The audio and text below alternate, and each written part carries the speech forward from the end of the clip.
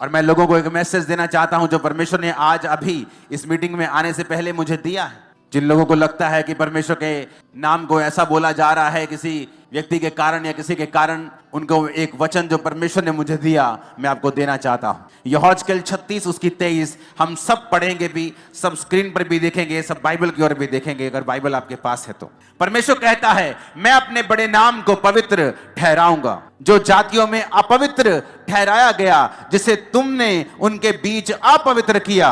और जब मैं उनकी दृष्टि में तुम्हारे बीच पवित्र ठहरूंगा, तब वे जातियां जान लेंगी कि मैं यहोवा हूं। परमेश्वर यहोवा की यही वाणी है। परमेश्वर की आत्मा ने कहा, आने वाले दिनों में ऐसे कार्य होंगे, ऐसे काम होंगे कि ये पूरी जातियां परमेश्वर को पवित्र ठहराने लग जाएंगी और खुदा अपने आप को खुद पवित्र ठहराएगा और क्रिश्चियनिटी की नाम की बल्ले बल्ले होगी और ऊंचाई आप देखेंगे इसके। और आमीन, ऊंचा चाहिए चर्च।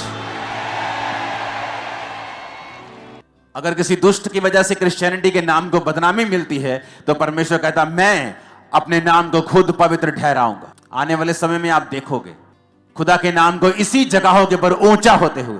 और ये मेरा नहीं, ये खुदा का वचन है आप लोगों के लिए और पंजाब की कलीसिया के लिए और इंडिया की कलीसिया के लिए और दूर सब देशों की कलीसिया के लिए। वो अपने नाम को पवित्र ठहराएगा और उसे किसी टीवी चैनल की जरूरत नहीं है अपने नाम को पवित्र ठहराने के लिए।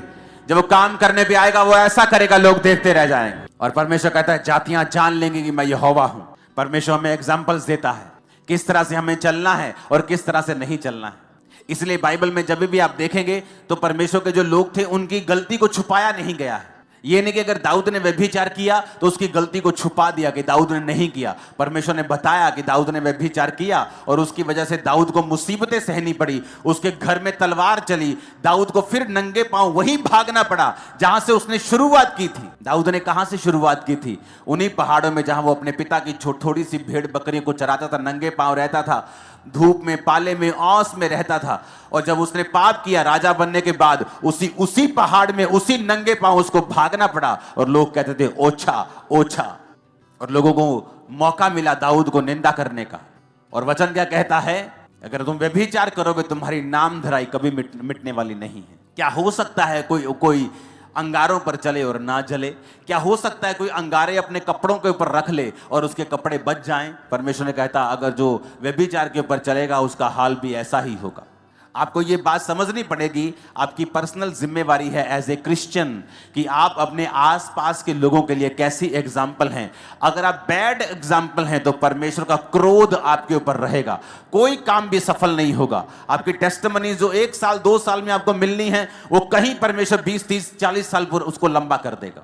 ये वचन मैंने आपको परमेश्वर की ओर से दिया है कि परमेश्वर कहता है कि मैं अपनी महिमा फिर से बनाऊंगा, अपने नाम को मैं पवित्र ठहराऊंगा और लोग देखेंगे। और मैं आपको ये भविष्यवाणी करके कह रहा हूं, दुनिया के लोग, फॉरेन के लोग भी, दूसरे देशों के लोगों को भेजा जाएगा कि जाओ और इंडियन क्रिश्चियंस जो हैं उनकी लाइफ को स्टडी करो कि किस तरह से परमेश्वर ने उनकी लाइफ में काम किया या उन्होंने किस तरह से बेदारी को फैलाया है। उनकी लाइफ्स को जाके स्टडी करो ताकि हम भी अपने देश में वैसा ही। आप देखोगे इस भविष्यवाणी को पूरा होते हुए। आप गोरे लोगों को, मोरक्कन को, आप बड़े लोगों को, तुर्कियों को, आप बड़े लोगों को देखोगे, खासकर व्हाइट स्किन लोगों को आप ज्यादा देखोगे इंडिया में आते हुए, पंजाब में आते हुए, जस्ट स्टडी करने के लिए कि परमेश्वर ने इनकी लाइफ में कैसे काम किया और कैसे सुसमाचार ये फैलाते हैं, क्यों ये परमेश्वर इनकी लाइफ में इतना बड़ा काम कर रहा है। वो आपकी स्टडी करने के लिए आएंगे और खुदा के नाम की महिमा होगी। वो अपने नाम को पवित्र ठहराएगा, उसका नाम ऊंचा होगा। आप ऊंचा करेंगे, मैं ऊंचा करूंगा यीशु मसीह के नाम। हालेलुया। एक समय होता है आप परीक्षाओं से गुजरते हैं, एक समय होता है परमेश्वर फिर आपको फल देता है। लेकिन आप ये मेक श्योर करें कि आपकी परीक्षा आपके पाप की वजह से ना हो, आपकी परीक्षा आपके बढ़ने के लिए हो, वो परमेश्वर की ओर से हो, शैतान की ओर से ना हो। अपने मन से बात करो धीरे धीरे शब्दों में कि आज से मैं परमेश्वर की जिम्मेवारी लूंगा और मैं खुदा के नाम को महिमा दूंगा। एक भी कर्म नहीं ऐसा करूंगा कि परमेश्वर के नाम को निंदा मिले। मैं और मेरा घराना हम मिलकर परमेश्वर की सेवा करेंगे। आमीन। ऊंचा ये आशीष हमारी है। आपका जो मन है वो परमेश्वर से लगा होना चाहिए। अगर आपका मन प्रभु से लगा हुआ है, जब आप चर्च में नहीं हैं, जस्ट अपने वर्क प्लेस पे हैं, कहीं घूम रहे हैं, कहीं जा रहे हैं, अगर आपके मन में हमेशा परमेश्वर के साथ आप जुड़े हुए हैं, आपको मालूम होगा क्या गलत है और क्या सही है। मुझे ये नहीं करना है, मुझे ये करना है। बाइबल कहती है जब आप पाप करते हैं छोटा सा, आपका विवेक निर्बल हो जाता है। आप छोटे छोटे पाप करते हैं ना, और ऐसे पाप करते हैं आपको मालूम होता है कि ये पाप है, धीरे धीरे वो पाप आपकी लाइफ में रेगुलर हो जाता है। अगर आपके शरीर को थकावट हो जाए एक दिन तो बहुत महसूस होती है, लेकिन जब लगातार वो चलती जाती है आप हैबिचुअल हो जाते हैं कि ये प्रॉब्लम आपकी लाइफ में है। जब एक व्यक्ति छोटे छोटे पाप करता है, आंखों का पाप, व्यभिचार, कुछ मोबाइल पे देख लिया, कुछ गलत काम कर लिया, उसका विवेक निर्बल हो जाता है। जब आप निर्बल हो जाते हैं, तब अगर आप अपनी निर्बलता का इलाज ना करें तो आप मर जाते हैं। और जब विवेक मर जाता है, मैं आपको बता रहा हूं, वो अगर वो पाप भी करेगा, उसका विवेक उसे दोषी नहीं ठहराता। पता है क्यों? क्योंकि उसका विवेक मरा हुआ है। एक मरा हुआ बंदा इल्जाम नहीं लगा सकता। जब पाप कर करके विवेक को खत्म ही कर लिया, विवेक मार ही लिया, तो विवेक दोषी क्यों ठहराएगा फिर आपको? आप प्रभु में सही चल रहे होते हैं, आप कुछ गलत करते हैं, हल्का सा भी आपके अंदर गिल्टी की भावना आती है। चाहे आप थोड़ा सा डांट भी नहीं किसी, आपके अंदर गिल्टी की भावना आती है, गिल्टी फील होता है। लेकिन कईयों को नहीं होता है। क्यों? क्योंकि वो अपने विवेक को निर्बल कर करके विवेक को मार चुके हैं, डेड कर चुके हैं, डेथ हो गई है विवेक की।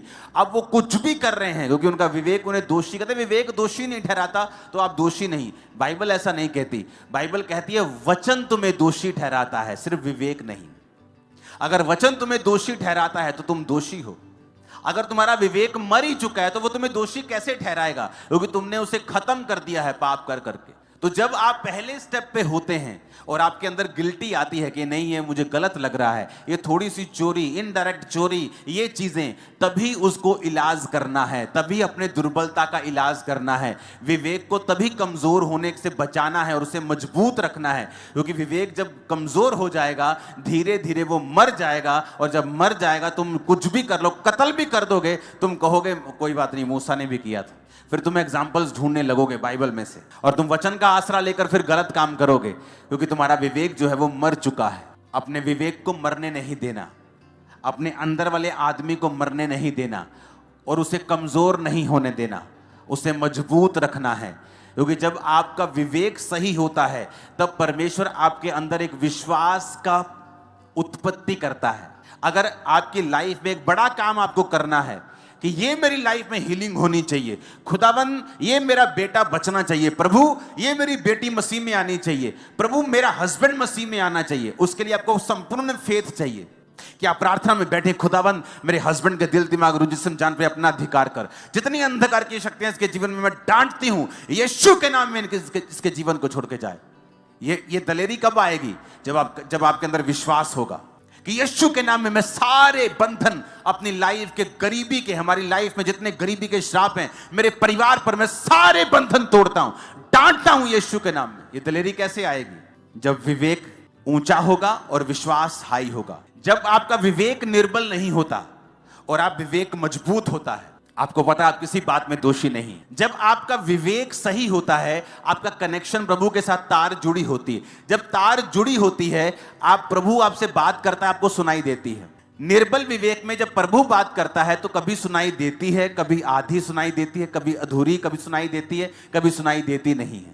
जब विवेक मरा हुआ होता है तो परमेश्वर चिल्ला चिल्ला के भी बात करे, आपको कभी मालूम नहीं होगा कि प्रभु क्या चाहता है। जब विवेक मजबूत होता है, उससे क्या होता है, आपका मन आपको दोषी नहीं पाता। आप जब प्रार्थना करते हैं, प्रभु के सामने जाते हैं, तो आपको एक हियाव होता है कि मैं जो मांग रहा हूं परमेश्वर मुझे देगा। बाइबल का जो विश्वास है आपके अंदर एक अजीब रीति का बन जाता है। और जब आपका विश्वास बढ़ने लगता है, आपका विवेक हाई लेवल पे होता है, आप प्रेयर करते हैं और शैतान भागता है। कितने मेरी बात को समझ रहे हैं? क्यों? अब आपको मालूम शैतान क्यों आपके विवेक को निर्बल करना चाहता है? ताकि आपका विश्वास कम हो, आपका कनेक्शन कंप्लीट ना हो, आपको प्रभु की आवाज सुनाई ना। आपको मालूम है एक बात, परमेश्वर हर एक जन से बात करता है। जरूरी नहीं वो आपसे कानों में बात करे, लेकिन वो हर एक जन से बात करता है। आपके सर्कमस्टेंसेस के द्वारा, वर्ड के द्वारा, आपके परमेश्वर के दास के द्वारा किसी भी माध्यम के द्वारा आपसे वो बात करता है। अगर आपका विवेक निर्बल नहीं है, अगर आपका विवेक मरा हुआ नहीं है, आप उसकी बात को झट समझ जाते हैं, चाहे वो 4 साल का बच्चा क्यों ना हो, कि ये बात मुझे परमेश्वर ने बोली है। क्योंकि आपका विवेक अगर मजबूत है तो परमेश्वर पत्थर को भी इस्तेमाल कर सकता है, बच्चे को भी कर सकता है, आपके दास को कर सकता है। वो किसी भी चीज को आपको बताने के लिए और बढ़ाने के लिए इस्तेमाल कर सकता है। और शैतान क्या करता है, वो आपको एक छोटा सा पाप देके आपके विवेक को निर्बल करता है और मार देता है, ताकि प्रभु चाहे चिल्लाए भी आपको कभी समझ नहीं आएगी प्रभु क्या चाहता है। अपने विवेक को जीवित रखें और फिर देखें ये जर्नी कितनी एक्साइटमेंट से भरी हुई है, आशीषों से भरी हुई है। सताव है लेकिन बरकतें बहुत बड़ी हैं, परीक्षा है लेकिन महिमा परीक्षा से कहीं अधिक बड़ी है। और सबसे बड़ी बात, अनंत जीवन कहीं अधिक बड़ा है, जहां इस देश के, दुनिया के बड़े बड़े राजे वहां पहुंच नहीं पाएंगे, बड़ी बड़ी पदवियों के ऊपर बैठने वाले उस अनंत जीवन तक नहीं पहुंच पाएंगे जहां आप और मैं पहुंच पाएंगे। तो आपको यह बात समझनी पड़ेगी कि आपके ऊपर एक पर्सनल जिम्मेवारी है परमेश्वर का नाम महिमा देने की, उसके नाम को फैलाने की। आप फेल नहीं हो सकते। मैंने कहा आप फेल नहीं हो सकते।